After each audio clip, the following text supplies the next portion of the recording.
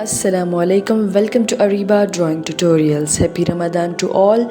Thanks for watching my video and having all of the drawings I have drawn.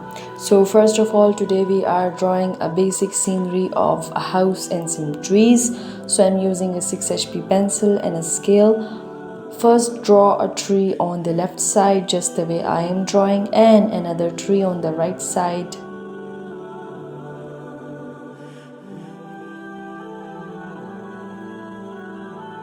Now take the scale and draw a straight line just in between the two trees.